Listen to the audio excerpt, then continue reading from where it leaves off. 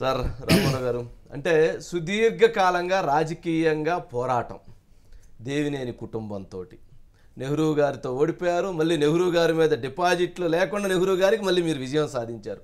మరలా ఇప్పుడు అవినాష్తో మీ యుద్ధం ఏంటి, ఎలా ఉంది, ఎలా ఉండబోతుంది? అంటే ఎప్పుడు కూడా నా రాజకీయ జీవితం సుమారు 30 సంవత్సరాలు 35 89లో వచ్చారు, 94లో 35 సంవత్సరాల్లో నా ఎదుట నిలబడేది ఎవరు అనేది ఇప్పుడు ఏ రోజున ఆలోచించేయరు, ఏ రోజున కూడా చేయాల. నాకు నా పని, నా పరిస్థితి ఏంటి, నేను ఏ విధంగా పని చేయాలి, ప్రజలకు ఏ విధంగా చేరువవ్వాలి, ఏ కార్యక్రమాల ద్వారా వాళ్ళ మనసులో స్థానం సంపాదించాలనే ధ్యాసే తప్ప నా ఎదురు ఉపేందర్ గారు నిలబడుతున్నారా లేకపోతే ఇంకోళ్ళు నిలబడుతున్నారా ఏ రోజున ఆలోచన చేయలేదు.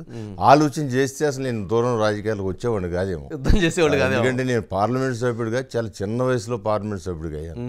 ఆ రోజున అప్పటికే కేంద్ర మంత్రిగా ఉన్న వ్యక్తి, ఢిల్లీ రాజకీయాల్లో ఎంతో ఉపేంద్ర గారు అంటే ఆ రోజు పెద్ద లెజెండరీ ఎంతో ఆయన ఢిల్లీ మొత్తం చక్రం తిప్పేవారు.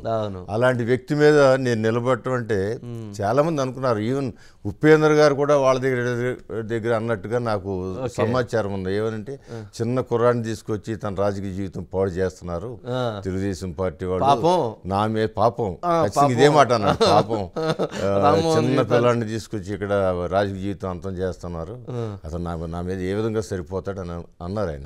ఓడిపోయిన తర్వాత ఏమన్నారు? పోటీలో ఉన్నప్పుడు ఆ మాట అన్నారు. ఓడిపోయిన తర్వాత ఏమన్నారు కానీ బట్ నిత్యం నాతో టచ్ లో ఉండేవాళ్ళ. ఆయన పెండింగ్ పనులు ఈ కొంచెం ఫాలో అప్ చేసుకోండి, మళ్ళీ నేను ఇచ్చిన వర్కులు ఉన్నాయి అవి మీరు రద్దు చేయొద్దు, అది పబ్లిక్ కోసం ఇచ్చినవే అని చెప్పి ఆయన సలహాలు కూడా నేను పాటించాను. జనరల్ గా రాగానే అంత ముందున్న ఎంపీ నిధులన్నీ కూడా రద్దుపరిచి మరలా నేను కొత్తగా ఇవ్వాలనుకుంటాను, కానీ ఆయన ఇచ్చింది ఏది కూడా నేను రద్దుపరచలేదు.